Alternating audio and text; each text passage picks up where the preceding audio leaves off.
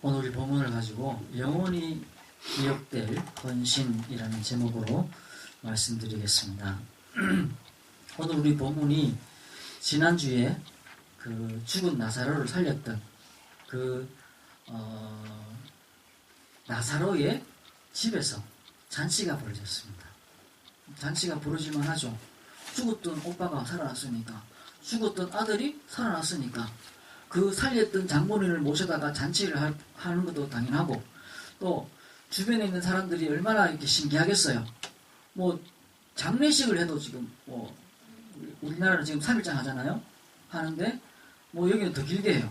더 길게 하는데 그 장례식 행사를 막 진행하다가 갑자기 이 뭐 잔치집으로 바뀐 겁니다. 그러니까 우리 인생이 그럴 수 있는 거죠. 죽을 수밖에 없는 그런 인생이었는데 잔치집으로 바뀌어지는 그런 인생이 되진 겁니다. 그런데 오늘 특별히 그런 잔치집에 이제 뭐 마리아는 밖에서 일을 하고 있고 하고 있고, 마르다는 집 밖에서 일을 하고 있고, 나사로는 이제 예수님 앞에 앉아 있는 거죠. 앉아 있는데 거기 이제 마리아가 자기가 모아뒀던 그 향유를, 이 향유는 주로 이제 시집 갈 때 쓰기 위해서 모아두는 겁니다. 그거를 예수님 앞에 깼어요. 깨고는 그 향유를 예수님 머리 발에 붓고 그거를 가지고 자기 머리칼로 닦고, 굉장한 헌신이죠. 그걸 이제 보면서 놀랐죠. 일단은 그 향유라는 게 우리가 말하는 백화점 가가지고 이렇게 몇만 원, 몇십만 원 주고 살 수 있는 향유가 아닌 거죠. 굉장한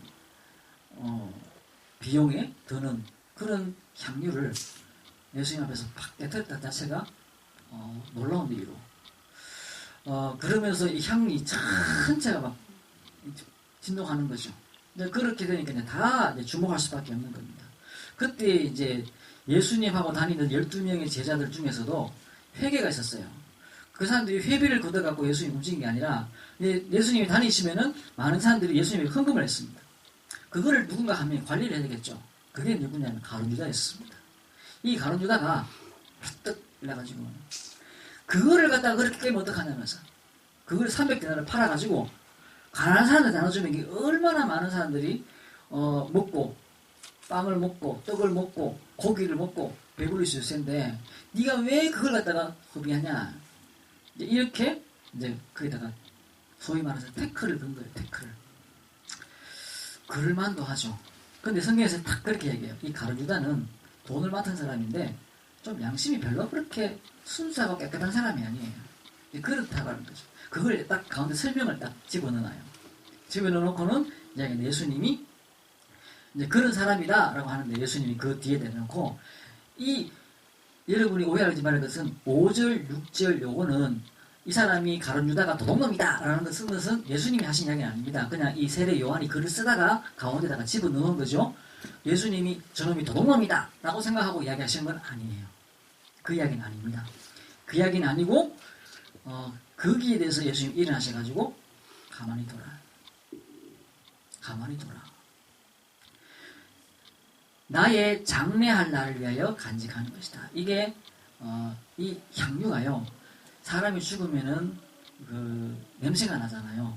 그걸 위해서 이렇게 바르는 용도로 많이 사용했었어요. 그래서 장례식장에 우리는 이렇게 보통 우리나라 전통의 시집 보면은 향을 피우잖아요. 여기는 이 향유를 이렇게 뿌립니다. 몸에다가 바르기도 하고 온 장례식을 하는 집 전체에다가 이렇게 향유를 뿌립니다. 그걸 이야기하시면서 내 장례식을 예배하는 것이다. 그리고 뒤에 가난한 사람들은 항상 너희와 함께 있지만 나는 항상 있지 아니하다 라는 이야기를 하죠. 저는 어릴 때 이 본문을 읽으면서요, 좀 궁금했어요. 가난한 사람들하고 예수님 이 장례식하고 나는 가난한 사람들이 조금 더 중요한 것 같은데, 이런 생각이 내 머릿속에 있었어요. 그래서 참 예수님이 어떤 면에서 조금 도덕적으로 조금 이상한 이야기를 하시는 것 같다. 예수님이 굉장히 이기적인 게 아닌가, 이런 생각이 들었었어요. 그런데 예수님의 오늘 이 행위는 뭐냐 하면은, 예수님이 뭐하러 오셨냐라는 것이죠. 구원을 하기 위해서 오셨다. 그리고 그 구원의 완성은 예수님이 십자가에서 죽음으로 말미암아 성취되어지는 것이죠. 예수님이 십자가의 죽으심으로 말미암아 무슨 사단의 권세가 꺾여지는 시간이고 꺾여지는 역사가 성취되어지는 것이 십자가의 죽으심입니다. 그래서 예수님은 처음부터 죽으러 오셨고 그 죽으심을 통해서 인생의 모든 문제, 저주와 재앙의 문제 해결하는 것이죠. 그 근원에 뭐냐? 사단이 있는 것이죠. 이 사단이 뭐였습니까? 하나님을 떠나게 만든 것입니다. 그로 말미암아 인간이 인간으로서의 사람으로서의 그 존재와 가치들을 잃어버린 겁니다. 그게 뭐죠? 죄입니다.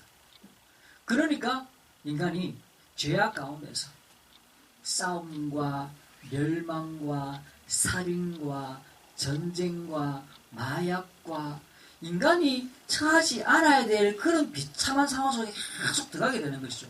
그게 죄입니다. 그러니까 행위가 죄가 아니라 그렇게 될 수밖에 없는 그 저주 속에 묶여버리는 것이 죄라는 것이죠. 여기에 묶였는데 십자가의 죽으심으로 말미암아 해결하시는 것이죠. 해결하는 겁니다. 그래서 예수님은 어디로 오셨냐면은 버려진 자에게 오십니다. 버려진 자. 성경 전체의 이 개념은 아주 중요한 것입니다. 신학적으로 성경적으로 이 버려졌다라는 말은 아주 중요한 의미예요. 이게 렘넌트죠. 남겨졌다요. 거기에 버려져 있고 거기에 남겨져 있다. 이 말이에요. 이 말이에요. 그래서 하나님이 몸을 입고 이 땅에 오신 분이 예수님인데 어디 오셨냐? 그 버려진 자 속으로 들어오신 겁니다. 버려진 자 속으로. 그리고 이스라엘이 끊임없이 전쟁과 포로와 속국의 상황 속에서 그 속에서 버려진 자가 있었어요. 버려진 자. 근데 그 버려진 자가 아니라 하나님은 남겨둔 자예요. 남겨진 자예요. 하나님이 남겨놓으셨어요. 그 말은 하나님이 예비했다는, 예비된 사람이다는. 그래서 전쟁이 터지고 이스라엘은 전쟁이 굉장히 많았습니다. 우리나라도 전쟁이 많았지만 이스라엘 전쟁이 굉장히 많았어요. 그 전쟁, 그래서 지난주에 비유 들었잖아요. 워낙 전쟁이 많으니까 재산을 갖다가 땅속에 숨겨놔요. 누가 와서 훔쳐가지 못하도록. 이거를 갖다가 아내도 모르고 아들도 모르고 며느리도 모르고 딸도 모를 만큼 딱 숨겨놓는 거예요. 왜? 전쟁이 많으니까. 그리고 지금도 전 세계 다이아몬드 시장은 유대인들이 장악하고 있습니다. 윤역의 가장 중심가의 다이아몬드 시장은 다이아몬드의 그거는 가격 매기는 중심은 유대인들이에요. 왜냐하면 한날부터 전쟁이 나면은 피해야 되는데 집 들고 못 피하잖아요. 그래서 그때부터 이 사람들은 뭐냐? 보석에 대해서 관심이 많았어요. 그럼 보석 중에 제일 금은 또 무겁네. 다이아는 가벼워. 그래서 한 가방 딱 해가 챙겨 도망가면은 들고 가면은 돼요. 그래서 유대인들은 한날부터 이 보석 시장에 대해서 굉장히 관심이 많았고 이 보석의 가격을 움직이는 것에 대한 관심이 굉장히 많았습니다. 그랬는데 그들이 전쟁 나면 피해가고 도망가고 막 하지만은 하나님의 언약을 붙잡고 그곳에 다 남겨져 있는 사람들이 있었어요. 그리고 거기에 숨겨져 있고 예비된 사람들이 항상 거기에 남아 있었어요. 그래서 하나님은 괜찮다. 거루터기가 남아있다라는 이야기 계속 하시는 거예요. 버려진 자, 남겨진 자. 지금도요, 하나님에게 요즘에는 가난한 속에 방치되어 있는 사람들이 있을 수 있습니다. 저 북한의 지하교회에 아직도 수백만 명이 있대요. 그 사람들을 하나님이 통일이 되고 나서 어떻게 쓰실지 몰라요. 그 사람들은 진짜 목숨 걸고 예수 믿는 사람들이잖아요. 하나님이 그들을 어떻게 뭐 하기 위해서 준비하고 있는지 우리는 모르는 거죠. 또 우리가 뭡니까 박정희 때에 저 독일로 간호사로 가고 광부로 가고 그 사람들이 지금 한국의 선교에 굉장히 중요한 역할들을 하고 있어요. 그때 거기 가가지고 하나님이 뭐 하기 위해서 거기다 남겨놨는지 우리 모르는 거죠. 그냥 있으면 정말로 비참한 건데 고향 한번 가보고 싶은데 고향 한번 가볼 수 없는 그런 상황이 하루 이틀이 아니고 1년 2년이 아니고 수십 년 동안 평생 거기에 그런 사람들 미국 그러니까 전 세계로 이렇게 가보면요 한국 사람이 없는 곳이 없어요. 진짜 어디 구석구석 그래서 진짜 막 하여튼 숨겨졌어요. 왜 그랬겠냐 도망가기도 했고 피해가기도 했는데 그 사람들이 그냥 보면요 참 비참해요. 또 우리도요 가보면은 정말 이렇게 가난하게 막 버려져 있는 사람들이 있잖아요. 환경이 더 이상 뭐 소위 말해서 흙수저 그 무너진 그 현장을 향한 하나님의 계획이 있다라는 것이죠. 우리가 찾아내야 돼요. 우리가 외국에 가 있기도 하지만 또 외국에서 이미 우리나라에 와 있는 어떻게 하다가 한국까지 왔는지 어떻게 하다가 이 고려까지 와 있는지 참 신기해요. 고려까지 와가지고 와가 있는 사람 그냥 보면 참 돈 벌기 위해서 참 인생을 그렇게 쓰고 있는데 하나님이 그 속에 어떤 계획이 있는 사람인지 모른다는 것이죠. 그게 하나님의 계획입니다. 계획입니다. 그 속에 우리가 어떤 헌신을 할 것이냐. 우리가 읽었던 본문에 다시 돌아가겠습니다. 이 마리아가 분명히 이 향유 옥합을 깨뜨려갖고 예수님 발에 부은 행위는 그냥 객관적으로 보면 낭비적인 행동이 될 수도 있어요. 내가 생각해도 좀 부담스러운 한 방에 깨뜨리기에는 한 3천만 원 되는 걸 갖다가 한 방에 깨뜨리기에는 좀 부담스러운 가격의 향유를 갖다 부어버렸어요. 그런데 이 마리아의 마음속에 오빠의 죽음과 맞바꿀 만한 그 값어치는 이것밖에 없는 거죠. 이것밖에 없는 거예요. 감사를 표현할 수 있는 방법이 이것밖에 없는 거죠. 그런데 그걸 넘어서서 예수님은 뭐라고 말씀하시냐면은 이 여인의 이 행위는 영원히 기억될 거라는 것이죠. 영원히. 왜 그렇습니까? 예수님의 그 구원의 비밀에 동참했기 때문에 그렇다는 것이죠. 그 속에 있다는 겁니다. 그래서 우리가 봐야 될 게 뭐냐? 마리아. 오늘 우리 이 마리아의 행동은 뭐죠? 첫 번째로 감사한 마음이었습니다. 감사하는 마음.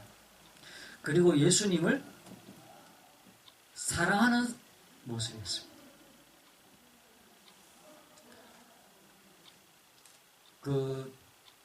여러 명이 문둥병이 걸렸는데 예수님이 한번 다 치유해 주신 적이 있죠. 그런데 돌아가가지고는 치유되고 나서 한 명만 예수님에게 돌아와가지고 감사를 표현했어요. 우리에게 어떤 일이 일어났을 때 감사하다라는 것은 참 중요한 일인데 감사를 표현하는 사람들도 많지가 않아요. 근데 우리에게 하나님이 우리에게 행하신 그 일에 대해서 감사할 수 있는 것 어디에서부터 말입니까? 마음에서부터. 그런데 그걸 아니까 하는 거예요. 예수님이 내 옆에 있다고 해서 감사하지 않아요. 이 사람이 지금 예수님이 어떤 분이신지 아니까 이게 감사의 행동이 나가는 겁니다. 내가 아침마다 일어나서 기도하는 행위가 무엇인지 아니까 하게 되는 거예요. 내가 하나님의 말씀을 묵상하는 그 행위가 무엇인지 아니까 하게 되시는 겁니다.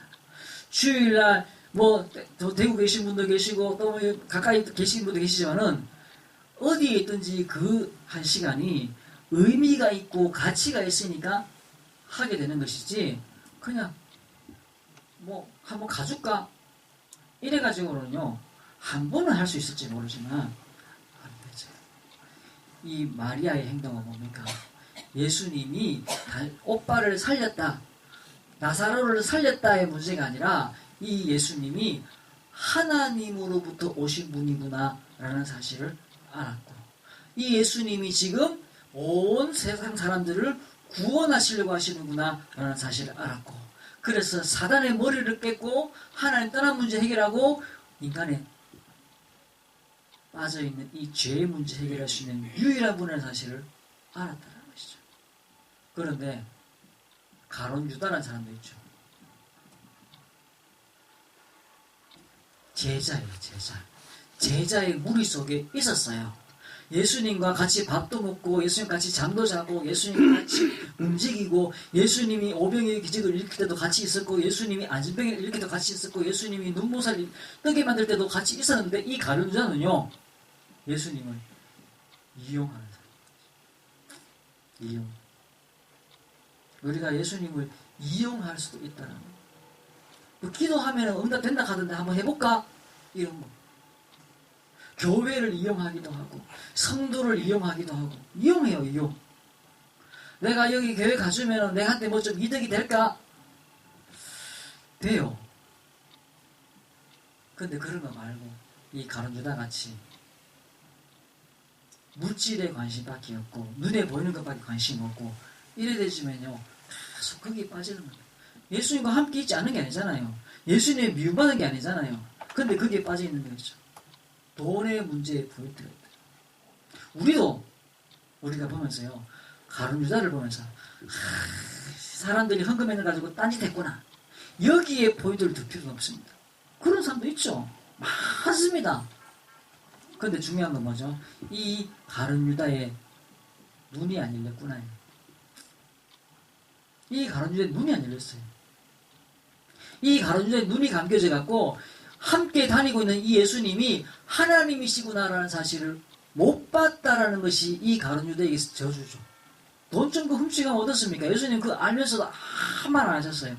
그게 중요했으면 예수님이 이 새끼 바꿔, 베드로 내일부터 네가 이게 돈 관리해, 돈통 관리해, 제가 안 되겠어, 이랬을 거예요. 돈이 중요했다면. 근데 예수님은 그거 다 훔치가니 다 아시면서도 그냥 놔뒀어요. 왜? 중요한 게 아니니까. 중요한 게 아니니까. 뭐가 중요하죠? 이들의 눈이 열려서 예수가 누군지를 아는 것이죠. 교회에 와 있는데도 예수가 누군지 모르고, 신앙생활을 하루 이틀 하고 1년, 2년, 10년 하고 있는데도 불구하고 예수가 누군지 모르고 있고, 장로가 됐고 권사가 됐고 있는데도 불구하고 예수가 누군지 모르고 있고, 목사가 되고 신학자가 돼도 예수가 누군지 모르는 그런 목사들도 있습니다. 그냥 하는 거예요. 교회하고 그냥 찬양하고 하는 거예요. 정말로 예수님이 내 인생에 해답 되셨고 내 인생에 구원이 되셨구나라는 사실을 모르면요, 가룟 유다인 거죠. 따라다니는데 아무 의미 없는 거죠.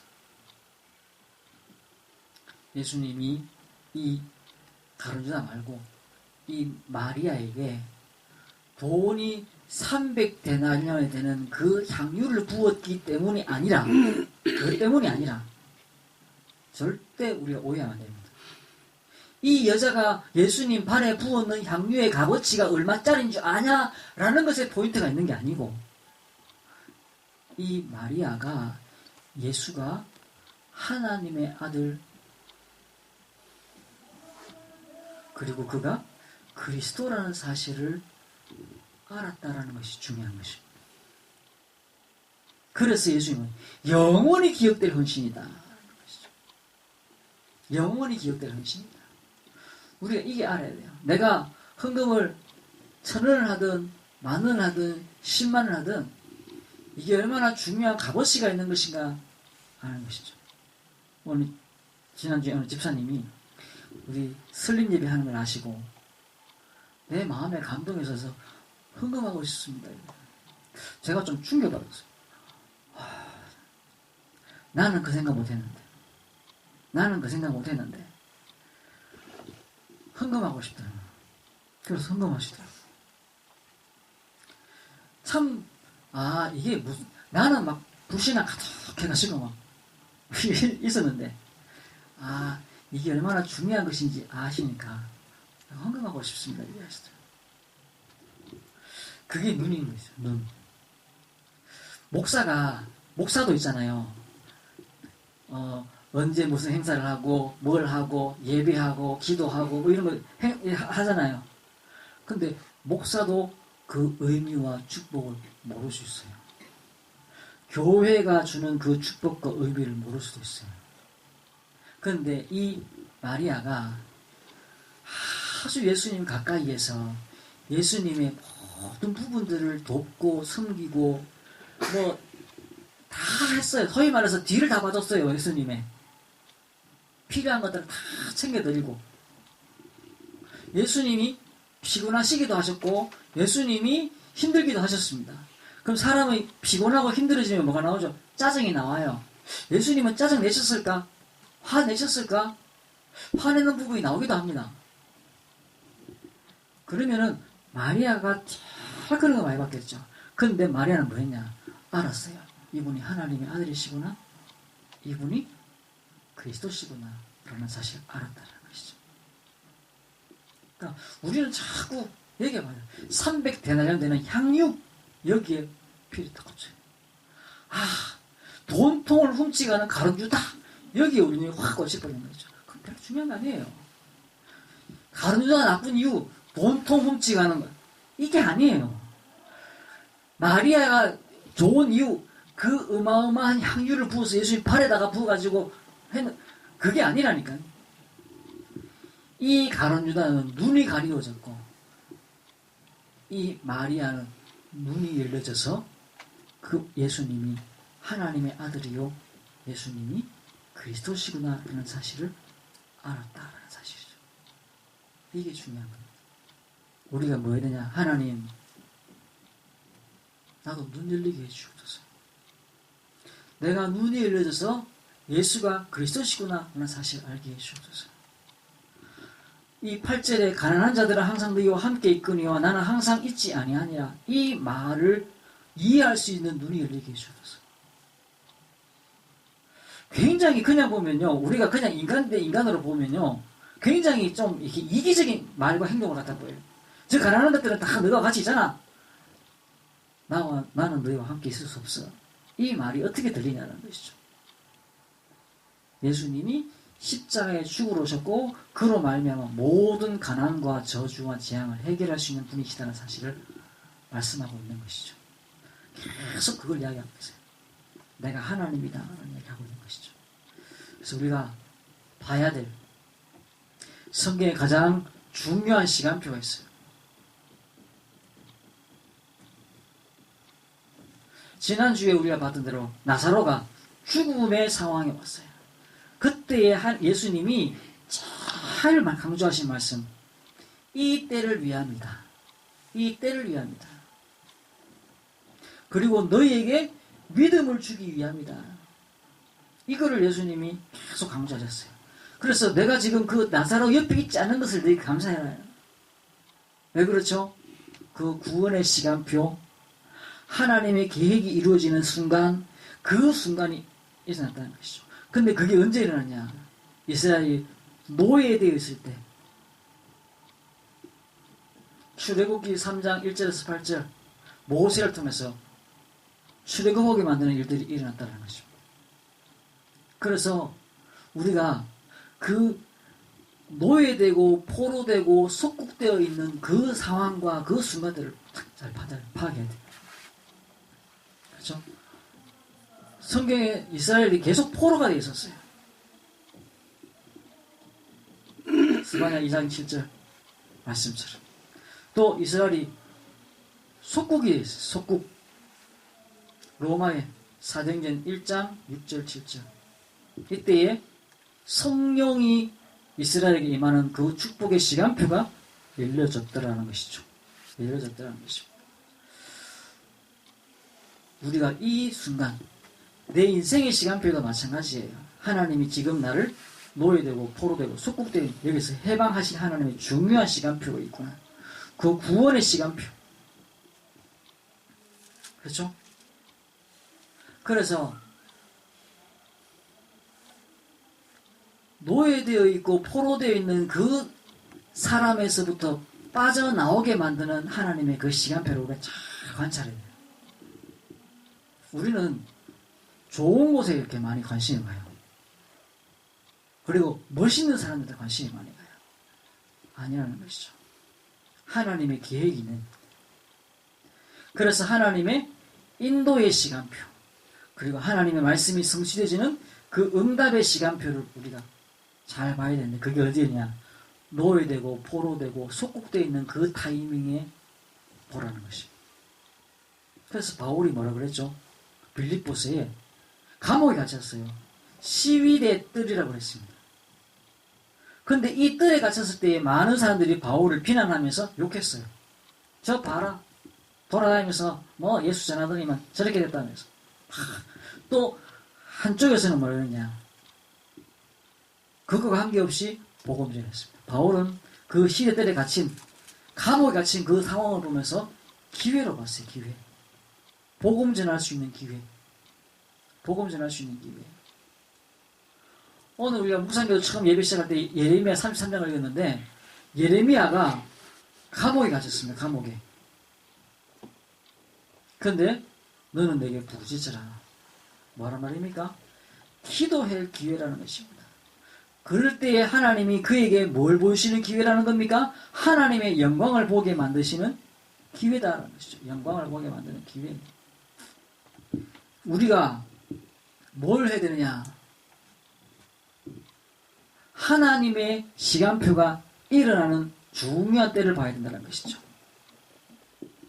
그래서 3번, 하나님의 숨겨진 참된 축복의 때, 그걸 봐야 되는 것이죠. 언제냐? 말씀이 선포되어지는 그 장소. 거기에 하나님이 최고의 관심이 있는 겁니다. 그리고 그 말씀을 마음에 받는 사람, 거기에 하나님이 최고의 관심이 있는 것이죠. 이게 뭐죠? 창세기 1장 27절. 하나님과 함께하는 거예요. 함께하는. 함께. 말씀이 선포되어지고 그 말씀을 받는 영혼과 마음이 있는 그 현장. 거기에. 그러면 우리가 예배하기 위해서 여기 앉아가지고 뭘 기도해? 하나님 내게 말씀을 주옵소서. 아니 설교하게 돼 있고 예배 드리게 되는데 뭘 말씀을 달라고 그러냐. 하나님, 목사님이 하는 메시지가 그냥 말이 아니라 내게 주시는 하나님의 음성이 내게 오게 해달라고. 그래서 그게 메시지가 되게 하셔서 내 마음, 영혼, 관절, 골수를 찔러 쪼개는 일들이 일어나게 해달라고. 말씀인 것이죠. 이 말씀 받고 나면 1장 28절 하나님이 뭐 하십니까? 정복하시는 거예요. 뭘? 현장을. 가난과 어두움과 실패와 무능력을 정복하시는 것이죠. 누구를 통해서 말입니까? 말씀이 선포되지는 그 현장에 있는 그 영혼과 그 마음을 통해서 하나님이 이루시는 겁니다. 그래서 창세기 12장 1절에서 3절 아브라함이 말씀을 받았어요. 내가 지시할 땅으로 가라. 너로 복이 되게 하겠고 너로 말미암아 천하 만민이 살아나게 할 것이다 라는 메시지를 주신 것이죠. 이 말씀이 선포되어졌는데 아브라함은 몰랐어요. 딱 대놓고 아브라함에게 불러가지고 바로 이야기했는데 아브라함은 받았는데 몰랐어요. 그런데 이 말씀을 깨달을 때 하나님이 아브라함을 통해서 주변의 모든 것들을 바꿔버렸어요. 모든 것들을 바꿔버린 것이죠. 그래서 18장, 창세기 18장 17절에 뭐냐면 내가 하려는 것을 너에게 감추겠냐? 아브라함에게 감추겠느냐라고 얘기했습니다. 하나님은 하나님이 하시려고 하신 일을 말씀하시고 전도자에게 말씀하시고 성도에게 말씀하시고 그걸 통해서 이루시는 겁니다. 다시 하겠습니다. 하나님은 말씀을 선포하시고 그 말씀을 받았는 마음을 가진 그 사람을 통해서 일을 하시는 겁니다. 일을 하시는 겁니다. 내가 하려는 일을 아브라함에게 감추겠느냐. 그렇죠? 근데 이 말씀이 뭐라고 그랬습니까? 창세기 1장 1절에서 2절. 천지 만물을 창조하신 말씀이에요. 요한복음 1장 1절부터 나오는 말씀도 말씀은 하나님이시고 이 말씀이 하나님이 천지 만물을 창조하셨고 천지 만물을 창조하신 말씀이에요. 이 말씀을 내가 받을 때 그렇죠? 그리고 히브리서 4장 12절에 말씀은 살았고 운동력이 있어 영과 혼과 관절과 골수를 찔러 쪼개며 마음과 생각과 뜻을 감찰한다는 거죠. 그만큼 내 마음이 중요해요. 내 영혼과 마음과 골수가 중요해요. 우리의 몸이 중요해요. 그래서 이 말씀 안에 내 마음에 그 말씀이 박혀질 때 하나님은 세상을 바꾸기 시작하는 겁니다. 내가 하나님 편에 있을 때 하나님은 하나님의 일을 하시는 겁니다. 우리가 마귀의 편에 있을 때 마귀의 일이 일어나는 겁니다. 그럼 내가 이 말씀을 잡는 거죠. 이 말씀을 받는 것이죠. 그래서 우리가 구원의 시간표, 누군가가 구원받는 그 시간표 뿐만 아니라 내가 이 말씀에 충만하여지는 그 시간표, 이게 구원의 시간표입니다. 이 일이 일어나는 예배의 장소, 이 일이 일어나는 그 기도의 현장, 그곳에 하나님이 역사하시는 것이죠.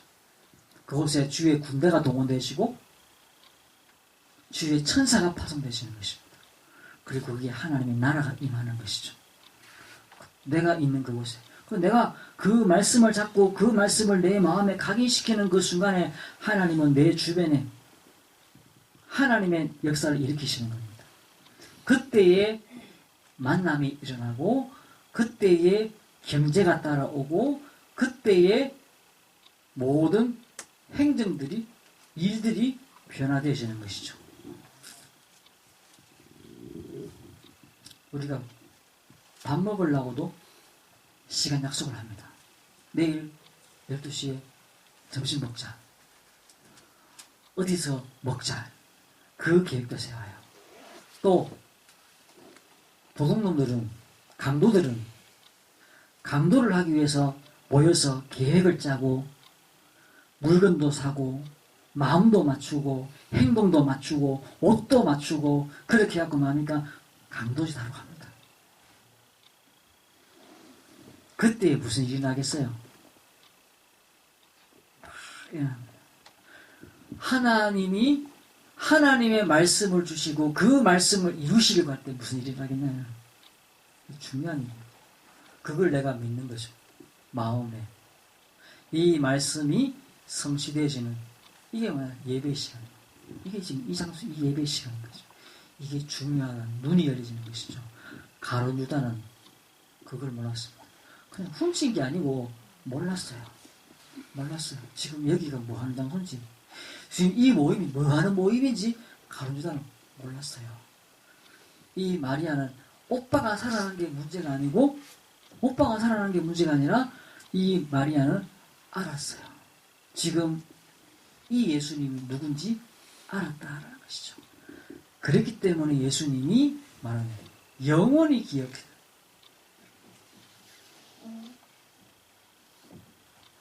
그래서 지난주도 말했죠. 하나님 나라는요 30배, 60배, 100배의 열매를 맺는다고 그랬습니다. 그 밭에 감추인 보화와 같은 일들이 일어난다고 하는 것이죠. 영원히 기억돼. 이게 우리에게 믿음 속으로 들어오는 것이죠. 말씀 맺겠습니다. 하나님의 일이 일어나는 그 시간표, 하나님의 일이 일어나는 시간표, 그게 하나님 나라라고 했습니다. 하나님의 계획이 있고 하나님이 일하시는 시간표가 있고 하나님이 일하시는 장소가 있다고 그러는데 그게 하나님 나라죠. 그게 어디냐? 말씀이 선포되시고 그 말씀을 각인시키는 그 현장, 거기가 하나님의 나라입니다. 그것을 중심으로 일어나는 것이죠. 그래서 우리가 이 구원의 시간표를 우리가 분명히 붙잡고 한 주 동안도 이 구원의 말씀, 하나님의 말씀을 내가 확인하고 각인시키는, 그죠? 정시 기도의 시간 우리가 붙잡아야 돼요. 나 혼자 내가 있는 집에서 내가 잘 가는 그 현장에서 정시 기도, 그리고 내가 가는 모든 현장에서 무시 기도. 그리고 우리의 문제가 일어나면 하나님께 그게 해결해 달라고 기도하는 것이 아니라 거기에 대한 답을 달라고 기도하는 집중 기도입니다. 하나님이 어떤 문제를 주실 때는 그냥 주시지 않습니다. 반드시 이유를 가지고 계시고 응답하시려고 딱 준비하는 것이죠. 하나님 그걸 보는 눈을 열어달라고 집중 기도하는 것입니다. 그 응답의 속에 서셔서 여러분이 하는 작은 행동이 영원한 응답과 연결되시는 그 축복과 은혜 누리시기를 주의 이름으로 축원합니다. 기도하겠습니다. 하나님 감사합니다. 우리에게 말씀 주시고 이 말씀을 성취시키는 그 응답과 축복 속으로 인도해 주시니 감사합니다. 우리의 삶의 현장에 말씀이 성취되어지게 하시고 그 말씀을 붙잡은 내가 가는 모든 현장에 하나님의 나라가 임하게 축복하옵소서. 감사드리며 예수 그리스도 이름으로 기도드리옵나이다. 아멘.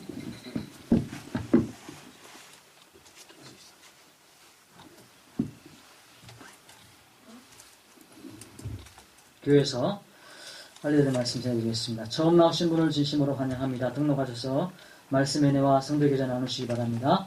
일찍 오셔서 영과 진로 예배 들을 수 있도록 준비해 주시기 바랍니다. 목사님 사역과 올력을 위해서 기도해 주시기 바랍니다. 우리 다음 주에 우리 태영아 부모 모임 우리 시작을 알리는 시간들을 가지도록 하겠습니다. 또 우리 고령 하나교회 설립 예배가 5월 20일 지난주 광고 나갔었는데 우리 그 노예 목사님들 시간이 안 맞아서 6월 3일로 잠정 미뤄졌습니다. 6월 3일 아마 오후 4시에서 4시 반 정도에 예배가 진행될 것 같습니다. 아마 우리 노예 이렇게 임원 목사님들이 한 8분 정도 오실 것 같고 또 다의 손님들 오실 것 같습니다.